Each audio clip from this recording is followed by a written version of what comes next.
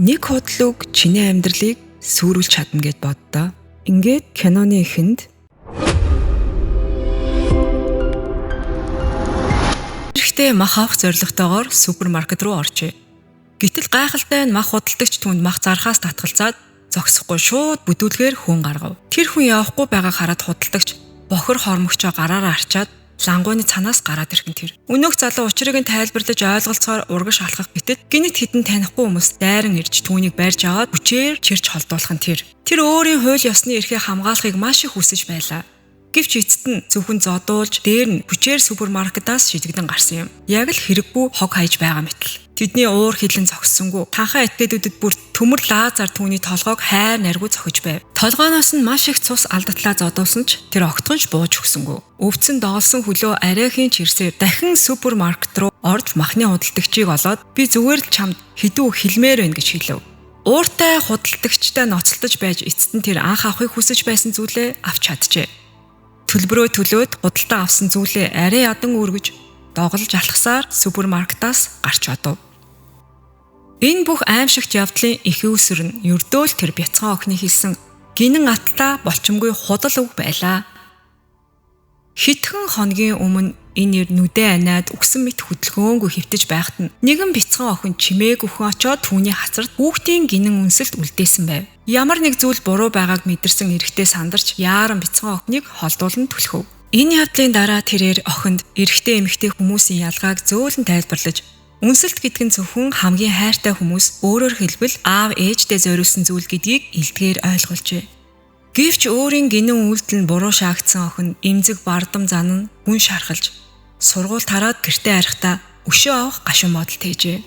Тэр сургуулийн захирал шивнэн тэр надад бяцхан нөгөө юмаа харуулсан хатуу урт байсан яг жижиг мочиг гэж хэлв.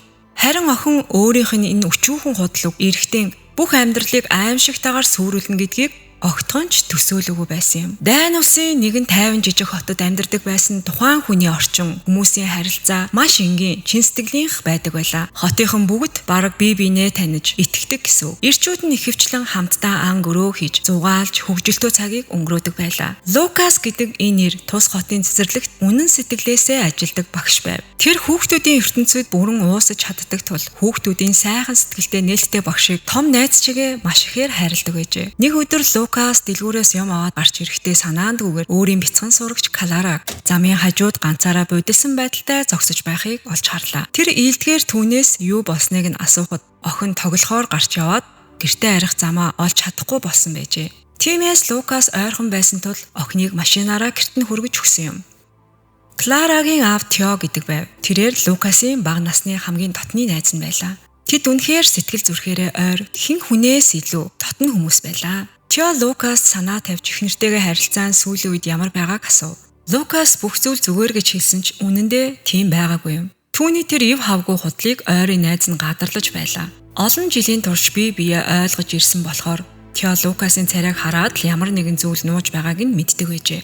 Үнэндээ Лукас саяхан хүнд хэцүү салалтыг туулсан бөгөөд түүний бага насны хүү одоогоор хуучин эхнэртэй хамт амьдарч байв.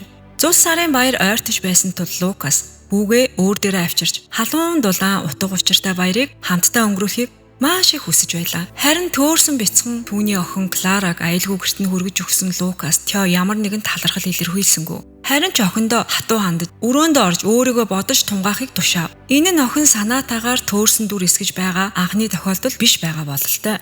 Магадгүй энэ нь бяцхан охины хувьд өөрийг нь тоогоо байсан мэт санагдаж буй эцэг эхийнхээ анхаарал татах гэсэн гинэн орлого байсан байж болох юм.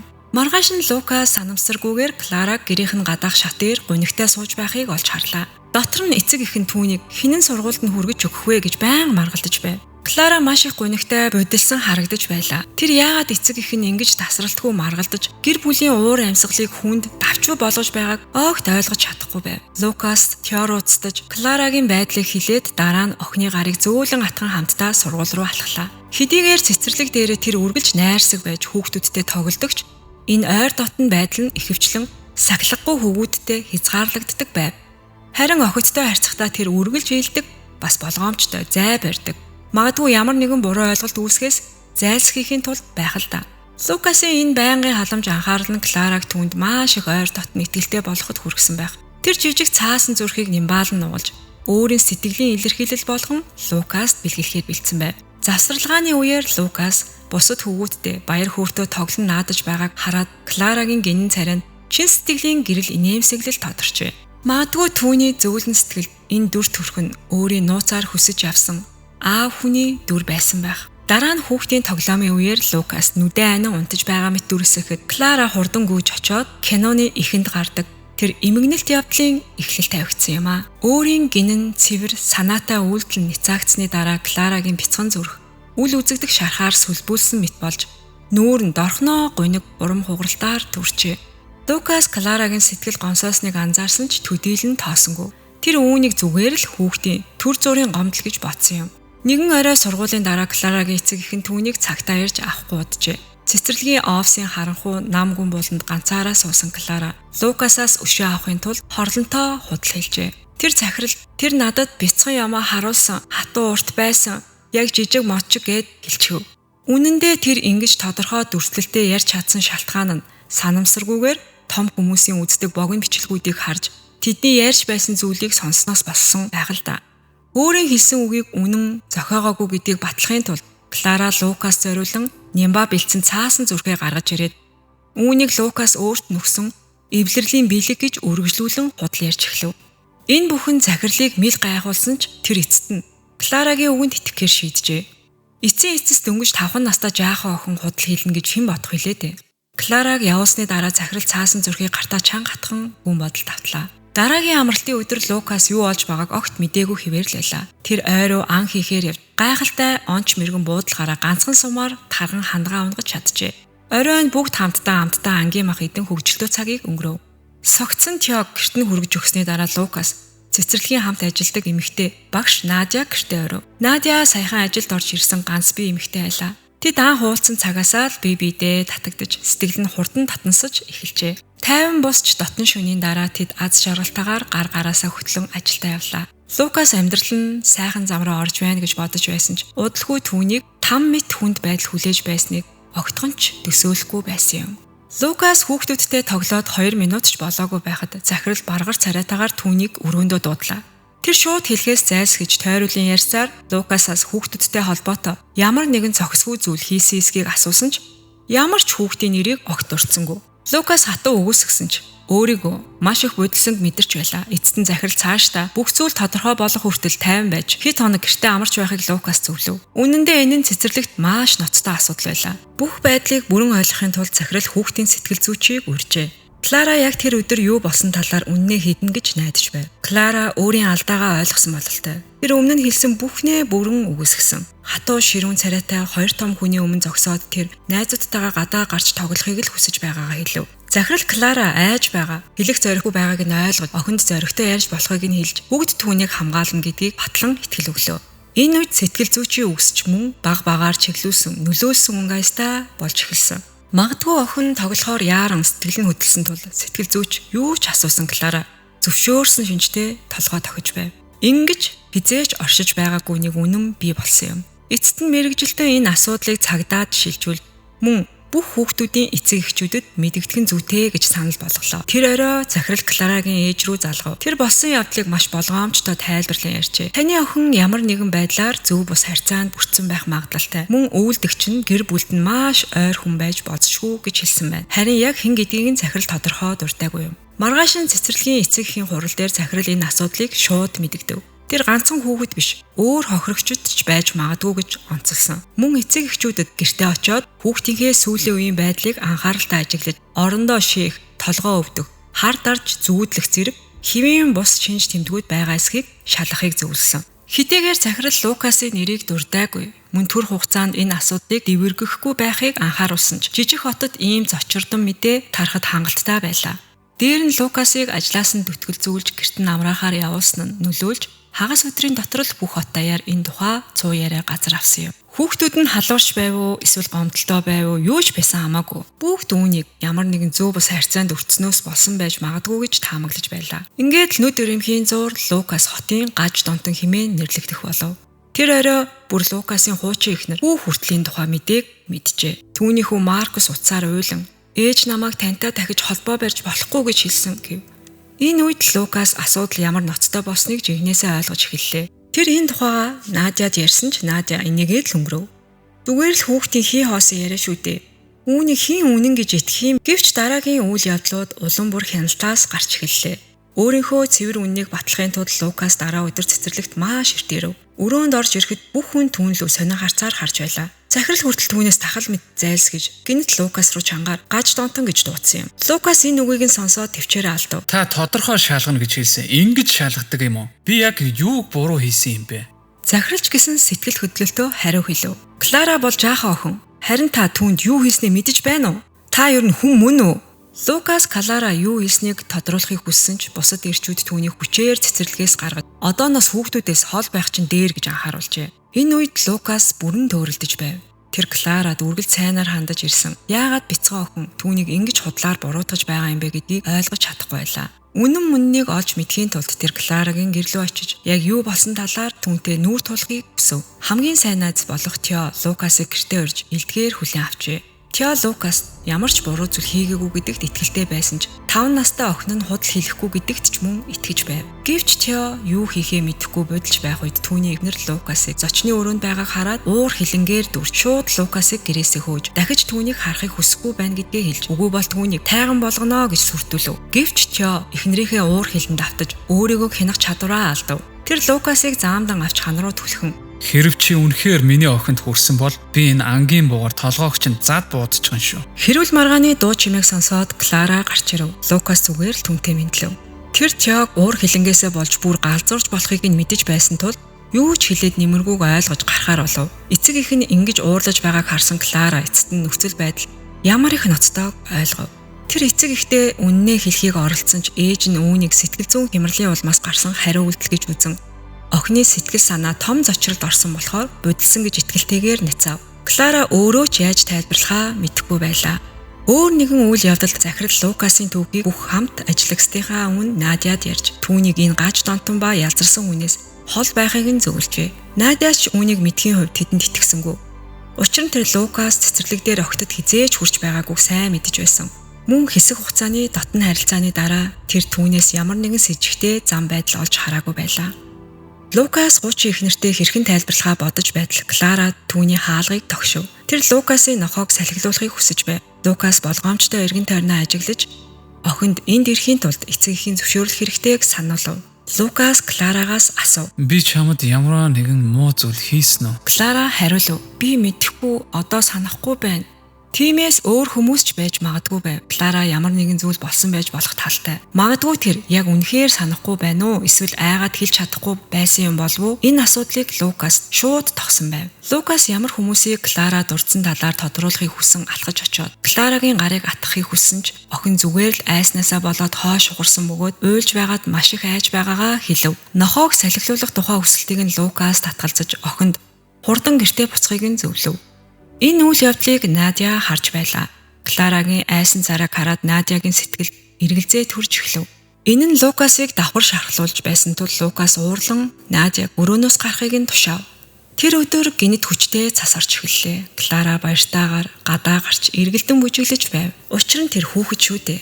Хүүхдүүдэд ямар ч том асуудал байсан ч тэдний хувьд түр зургийнх мэтэл байдаг. Тийм л гинэн томоог тэр Лукасыг бүрэн мартжээ.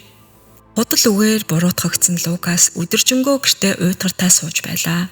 Өрөөнүүдэд хувцас хунар хөглөрч, галт тогоонд нь аяг тавг давхарлан хураагдсан байв. Бүх зүйл тэр цаг мөчид Лукасын хувьд дийлдэшгүй хүнд зовлонтой байгааг харуулж байв. Гаднах ямар ч хөдөлгөөнд тэр сэрэмжтэй хандаж, хотын хүмүүс гинт дайралт хийхээс айж байлаа. Гинэтхэн цас бороо даган түүний хүү Маркус ирэв. Гаднах цуу яриатай харьцуулахад Маркус аав нь огт тийм хүн биш гэдэгт нь бүрэн итгэлтэй байлаа.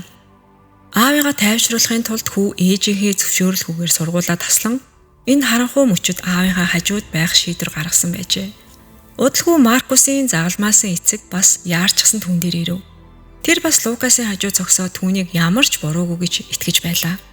Хэдийгээр цагдаа нар мөрдлөг явуулж байсан ч хэрэг хэрхэн явж байгаагийн талаарх мэдээ одоо хүртэл ирээгүй байв. Загалмаасан эцэг нь Лукасын гарыг хатгана. Чэртэй байж бүх зүйл эцэстээ тодорхой болно гэж хэлв. Маркус гэр ахуйн бараа худалдан авахын тулд супермаркет руу явлаа. Төлбөр төлөх үед түүнд энэ газар одоо өөрт нь олон түүний эцгийг нь хүлээж авахгүй дахиж ирээд ч хэрэггүй шүү гэж хэлв. Түүний уур их хүрсэн ч Маркус тэдэнтэй маргалцсангүй. Гэсэн хэдий ч гэрийнхээ үүдэнд ирэхэд эцгийг нь 2 цагдаагийн ажилтан аваад явж байгааг нь харлаа. Цагдаа нар аав хүү хоёрын харилцааг хязгаарлахыг хүсэж Лукасыг шууд цагдаагийн машинд суулгав. Яаралтай түүнийг баривчлан авч явсан тул Лукас хүүдээ түлхүүрээ ч өгч чадалгүй явжээ. Уг нь бол тэрээр гэрийнхээ урд шалавчны дор нөгөөс түлхүүр тавьдаг байсан боловч Лукасыг хотын хүмүүс хижиглэж эхэлснээс хойш тэр түлхүүрийг өөр газар нуусан байв. Тёто сайн харилцаатай тул хоёр гэр бүл үргэлж нөөц түлхүүрүүдээ нэг нэгнийдээ хадгалдаг байсан. Маркус нөөц түлхүүрээ авахын тулд Тёгийн гэр рүү очив. Тё Лукасыг цагдаад дуудагдан байцаалд өгч байгааг мэдэж байсан тул Маркусыг элдгээр тотгошоогоо оруулжээ. Маркус аавыгаа хамгаалахын тулд Тё болон түүний гэр бүлээс тусламж хүсв. Гэтэл Тё түүнд "Чи аавынхаа алдаанд хариуцлах үлэх шаардлага байхгүй" гэж хэлснээр татгалзав. Маркус аав нь огтхонч тийм хүн биш гэдгийг онцлон хэл шууд Кларагаас асуув. "Чи яагаад худал хэлсэн юм бэ? Яагаад миний аавыг ингэж хохироож байгаа юм бэ?" Маркус маш их уурлан Клара руу дайрч түүний нүрлөө нулимж орхив. Хэдэн залуус хүү хүчээр өрөөнөөс түлхэн гаргахад тэр маш ихээр уурлаж эсэргүүцэж байв. Тэгээд нэгэн залуу түүнийг цохиход Маркус ч мөчөөгөө өгөлгүй зүрүүлээ цохиж орхив. Ир зоригтойгоор тэмцэлдэж байсан ч тэдний хажууд ердөөл бяцхан хүү учраас ядах юмгүй л тэдэн зодуулж байв. Түүний хажууд хамгаалах хинч байгаагүй ч хүү эцээ хүртэл нүдэндээ нулимс цэглэгнүүлэн тэдний эсрэг тэмцэж байв. Ингээд очих газаргүй болсон Маркус загалмайсан эцгийнхээ гэрт очин түүнтэй Лукасын хэргийн талаар ярилцав. Цагдаагийн мөрдлөгийн дараа байдал бүр утгаа алдсан байлаа. Холбогдсон байж болзошгүй гэж сэжиглэгдсэн бүх хүүхдүүд тэднийг Лукас гэрийнхээ зойронд уруу татсан гэж хэлсэн бөгөөд ханийн будагны өнгнөөс эхлээд буйдингийн байрлал хүртэл маш нарийн төрслөн ярьсан байв. Гэсэн ч цагдаа нар Лукасын гэрийг шалгах үед тэр газар ямар ч доод зойр гэж байхгүй болохыг олжээ. Энэ нь бүх хүүхдүүд худал хэлсэн болохыг баталсан юм. Энэ ганц зүйлэл Лукасын бурууг хангалттай нотолж байв. Тэр орой Маркус аавынхаа залуу насныхын зургийг ханан дээрээс харлаа. Зураг тухайн үед хотод хамт өсч тоглож байсан найз нөхдийн хүрээлэл нь харагдаж байв. Гэтэл одоо тэдний харилцаа нэгэн цагт татан байсан ч одоо нэг хүүхдийн худал үгнээс болж бүх зүйл үзэн ядалт болон хуурсан байлаа. Дараа өдөр загалмаасан эцэг нь Маркуст сайн мэдээ дуулгав. Лукас шүүхээс цагаатгагдж тэнд ирж байлаа. Маркус баяртайгаар эрт ирээд түүнийг гадаа хүлээв. Эцэст нь аав хүү хоёр сэтгэл хөдлөлөөр бие биенээ тэрвэрэн зүрхэндээ байсан хүн дачааг эцэст нь хаяв. Гэртээ буцаж ирээд Лукас хаалганы дэргэд зогсож байлаа. Тэр одоо л амьдрал нь өмнөх шигээ хэвэн болно гэж бодсон ч хүний мөн чанарыг хэтэрхий баг үнэлжээ. Тэр орой аав хүү хоёр гэртээ ирээдүйд гэрэл гэгээтэй амьдралыг ярилцсан баяртайгаар сууж байлаа. Гэнэт том чулуу цонхоор шидэгдэв. Лукас хүүдээ сайтар нуугдаж хөдөлж болохгүй шүү гэж анхааруулan хэлээд бейсболын таяг авч гадагш гүн гарлаа. Гэвч гадаа хүн байсангүй. Зөвхөн газар хар уутал хэвтэж байв. Лукас болгоомжтой ойртож харсан бөгөөд аимшигтай дотроос нь өөрийнх нь нохооны цогц байгааг харав. Энэ нохоо гэр бүлийнх нь амьдралд 10 гаруй жил хамт байсан бөгөөд аав хүү хоёрын хувьд маш онцгой нэгэн байсан юм. Түүний хүү гантиг хоолой барин нохооныхоо өшөөг авахар явахыг хүссэн ч үнэндээ хэн үүнийг хөнөөс нь ойлгомжгүй таамаглах аргагүй байв. Тэрээр хүүгээ ямар нэг тэнэг алхам хийхээс айж Маркусыг хуучин эхнэргийнхаа гэрлүү хүргэж өгөв. Маш их бороотой өдөр байв. Лукас шархалсан зүрхээр арын цэцэрлэгт нүхэх. Тэр өөрийн 10 гаруй жил хамт байсан хуучин найзынхаа цогцыг биеэрээ оршуулжээ. 100 сарын үдшилгийн өдөр Лукас баярын шиг хэрэгцээнийхээ барааг худалдаж авахын тулд супермаркет руу явсан бөгөөд тэр үед киноны ихэнд болсон үйл явдал болсон юм. Супермаркетын махны худалдагч түүнд худалдаа хийхээс татгалцсан төдийгүй хэрцгийгээр цогсон. Дараа нь бусад хүмүүсийн хамт түүнийг холдуулан супермаркетаас хогших хөөж гаргасан юм. Хууль түүнийг буруугүй гэдгийг баталсан ч хүмүүсийн сэтгэл буруутгсан хിവэрэл байлаа. Лукас үүнд бууж өгөөгүй. Гимцэн хөлөө зөөгөөд супермаркет руу эргэн очиж ганцаараа махны худалдагчийг дарж аван эцэст нь хүссэн зүйлээ авч чадсан. Дэлгүүрээс гарч байх тэр үед Тёгийн гэр бүл түүнийг харсан байв. Клара гайхан асуув. Яагаад түүний нохоо харагдахгүй байгаа юм бэ гэж. Гэвч тэр өөрийн худал үгийн улмаас нохоо нас барсан гэдгийг огт мэдээгүй байлаа. Тё туслах гэж алхам хиймээр санагдавч эхнэр нь түүнийг цогсов. Үнэндээ охиных нь бурууга хөлөөн зөвшөөрсөн нь мөн цагдаагийн нотлох байранд Лукас өөрийг нь харж буй харцнаас Тё Лукасыг ямар нэгэн хэтрүүлсэн зүйл хийгээгүй гэдгийг нь мэдэж байлаа. Гэхдээ өөргөлж хүмүүсийн зарим хэсэг бусдыг төрхирж байсан бөгөөд өөрөө ч эргэлзээ сэжигийн гүн хонгол дунад найздаа ямар муухай хандснаа бодон харамсаж байлаа. Лукас харанхууд сууж зүрх сэтгэл нь гүн харанхууд авцсан байв. Хотын заншил ёсоор 100 сарын үдэшлэгт бүгд сүмд очиж дуулаад мөргөл үлддэг байв. Лукас нарийн боцны эцэст өөрөө ч оролцохоор шийдэв. Хэрэв очихгүй бол хүмүүс үнэхээр ямар нэг муу зүйл хийсэн гэж бодоод айж байгаа гэж дүгнэх байх. Тиймээс тэр өөрийнхөө цэвэрхэн байдлыг батлахын тулд очих ёстой байв.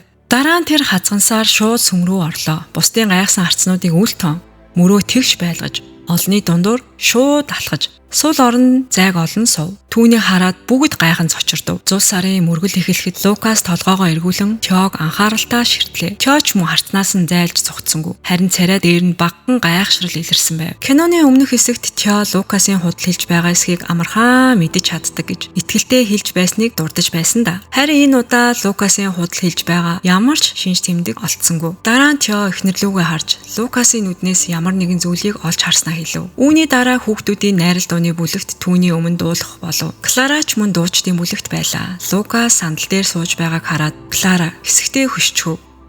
Халелуя дууны давтамж дунд Лукас эцэстээ дотроо тисэж чадхаа болов. Өмнөх хугацаанд хуримтлагдсан уур хилэн дэлбэрч тэр ширээн дээр гараад хит хэдэн удаа цохон уур хилэнгээ гаргав. Дараа нь босож шивнэлд нь ярилцаж байсан Тё болон эхнэрлүү нь халахлаа. Лукас уурлан Библийг Тё руу шидээд чанга дуугаар Чи надад ямар нэгэн зүйл хэлхийг хүсэж байна уу? Надад хэлэх юм байна уу? гэж хэлв. Энэ нь тэнд байсан бүх хүнийг тэрч байтугай тайзан дээрх Клараг хүртэл зочирдууллаа. Лукас ярих тусам улам их бачимдаж эцэст нь Тёг дахин зохиж эхлэв. Өөрийгөө буруутай гэдгээ мэдэж байсан Тё эсэргүүцсэнгүй, бултсан ч хөө.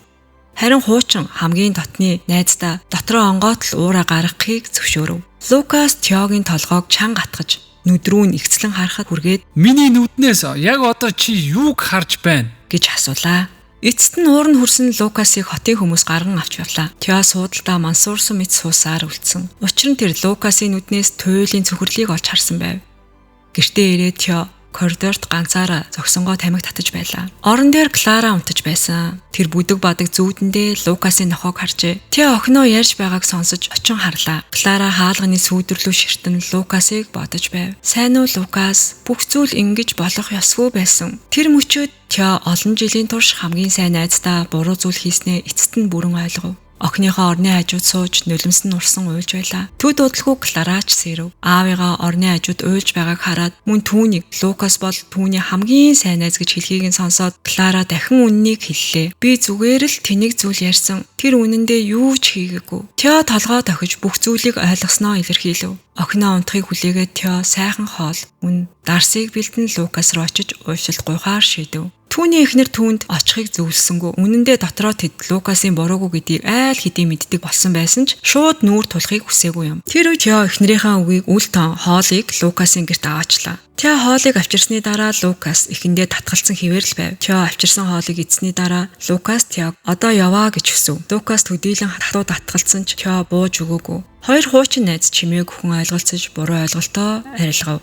Ингээд нэг жил өнгөрч алтан навч газрыг бүрхсэн байлаа. Лукас ба Надя дахин нийлж бүгд халуун дотноор тэднийг тэрвэрэн баяр хүргэв. Бүх зүйл хэвэн болсон мэт санагдуулж байхан тэр. Гэвч үдшилгдээр Лукас нэг л зүйл буруу байгааг анзаарсан. Хүмүүсийн харцнууд одоо ч гэснэн гүн уур хилэнгээр дүүрэн хിവэрэ байлаа. Бүр зарим хүмүүс түүний харцтай тулгарх үедээ хурдан гихч нь өөр тийшээ харцаа буруулж байсан юм. Үдшилгдээр загалмайлсан эцэг Маркус бөөгч ан агнах лиценз авсанд нь баяр хүргэв. Энэ нь мөн тухайн хотын заншлын дагуу насанд хүрч буйг илтгэх ёслол байсан бөгөөд Маркусын эр хүн болж буйг тэмдэглэж байлаа. Баярын дараа Лукас Клара хаалганы дэргэд чимээгүй зогсож байхыг харжээ. Тэр шалан дээрх дөрвөлжин хавтангууд дээр гიშгэхийг хүсээгүй тул яагаа мэдэхгүй байлаа. Үүнийг харсан Лукас эргэлзэлгүй сууж Клараг өргөж аваад эцэг эх рүү нь аваачаад өгөв. Кларатаа нүүр тулахтаа Лукас огтхонч зайлсхийсэнгүй. Учир нь гимгүү хүн айх зүйлгүй шүү дээ. Тэр үүнтэй зоригтойгоор шууд нүүр тулан зогсхийг сонгосон юм. Төд удалгүй Лукас хүүгээ анх удаа ан хийхээр дагуулж явлаа. Энэ үйл ажиллагаанд анх удаа оролцож байсан Маркус маш их догдолж байв. Уулын бэлт байсан анчныг тэдэнд мэдчлэн шүгэлтхийг хараад гинэн хүүч бас хариу шүгэлтчихв. Гэвч энэ үйлдэл бүхэн амьтдыг үргээчихлээ. Лукас хүүдээ тэндээ хүлээж бай гэж хэлээд өөрөө доош бууж нөхцөл байдлыг шалгаад дараа нь яахаа шийдэн гэв. Энэ үед холгүйхэн уулын хажууд нэг буг гарч ирлээ. Лукас аажмаар ойртлоо. Андаа анхаарлаа бүрэн төвлөрүүлж байх үед гинэт түүний чихний хажууд буун дуу гарч зочин доош сув. Сум яг хажуугийн том модонд чигдсэн байлаа. Илэрхий энэ буудал шууд түүн рүү чиглэсэн байсан. Лукас хөдөлгөөнгөө зогсож балмагдан буудсан зүг рүү харлаа. Гэрэл сүрсэн тул зөвхөн бүдгхэн дүрсэл харагдаж хэн болохыг нь таньж чадсангүй. Харин тэр хүн чадварлаг байдлаар дахин сумлан онилж байгааг нь олж харжээ. Зэвсэггүй байсан Лукас чимээгүй хүн хувь тавилангаа хүлээхээс өөр аргагүй байв. Гэвч яг тэр шийдвэрлэх мөчөд нөгөө хүн эргэж хараад явчихлаа. Лукас өөрийгөө үргэлж алдаагүй мэрэгэн буудагч гэж боддог байсан ч яг тэр үед энэ газар өөрөө жинхэнэ ам байснаа ойлгов. Энэ кино олон зүйлийг бодогдуулдаг. Нэгдүгээрт Клара яагаад худал хэлсэн юм бол гол шалтгаан магадгүй эцэг эхийнхээ анхаарал дутмаг байсантай л холбоотой. Тэд хүүхдийнхээ өмнө байнга магаралддаг байсан бөгөөд охин нь төөрсөн ч анзаардгүй байсан нь Лукас Клараг ойлгож түүнтэй сайхан харилцдаг тул хатагдаж эхэлсэн. Гэхдээ Лукасын хүүхдэд үзүүлэх хайр нь тэнцвэртэй бас шударга байсан. Энэ нь Кларагийн татагдсан сэтгэлд таалагдахгүй уур хилэн болон хувиргасан байх. Байдал ноцтой болохыг ойлгосон үед Клара удаа дараа үннээ хэлхийг оролцсон. Гэвч сэтгэл судлаач болон эцэг эх хоёр нь түүнийг үл тоосон. Жаахан охины худал өгн зөвхөн жижиг давалгаа үүсгэх боловч насанд хүрэхсэд үүнийг дэмжснээр эргэлзээгүйгээр ширүүн цунами болоод нь тодорхой байна. Эцэст нь сум хинээс ирсэн гэдгийг найруулагч огт ил гаргаагүй. Энэ нь Кларагийн ах байж болох юм. Учир нь тэр үргэлж өшөө авахыг хүсэж дүүд нь яаж хандсанд уур бухимдтай шатан үзэн ядалтаа гаргахыг хүсдэг байсан юм. Мөн магадгүй энэ сумыг хотын аль нэг оршин суугчиж буудсан байж болно. Тэд бүгд өөрсдөө ёс зүйтэй, зөвхт байдлын оргил дээр зогсдог хүмүүс гэж үздэг байсан. Өнөөдрийн түүх энд дуусаж байна. За тэгэхээр энэ кино надад бас танд зарим зүйлсийг бодогдуулж сануулсан байх. Хүний нэр хүнд ямар эмзэг байдгийг олон нийтийн уур бухимдлын дор үнэн худлаас огт хамаарахгүйгээр хэрхэн нэгэн хүн шудраг бус байдлаар зовж болцшгүй. Орчин үеийн шидтэн шүүгчд мэт нотлохоогүйгээр бусдыг буруутгаж, муу зүйлд итгэн туйлширцгааж, үний эмзэг сэтгэл, айдас нь ямар хүчтэй хор уршиг авчирч болдгийг харуулсан байх. Энэ нь зөвхөн Лукасын түүх биш. Бид бүгдэд сургамж болох нийгмийн эргэн тойронд байгаа зарим хүмүүсийн үнэн хандлага юм. Бусдад урам хайрлах үгэнд харам хэрнээ шүүмжлэхтэй хит өгөөмөр хүмүүс олон. Гэтэл нэг сайхан үг хүнийг босгож чаддаг байхад нэг хатуу худал үг сэтгэлийг нь нурааж орхидог. Бусдын сэтгэлийн галыг бөхөөлөөгээд таних тодорч асахгүй гэдэг бидтэй. Тиймээс энэ богинохон амьдрал нэг нэгэндээ гэрэл болон шүүмжлэхээсээ өмнө урамшуулж сурцгаая. Учир нь дэлхийд шүүмжлэл хангалттай их. Харин урам өгдөг хүн ховор байдаг юм шүү. Та энэ киног үзээд ямар сэтгэл төрснөө доор комментоор бас бичээрэй. Кино үзсэнд баярлалаа.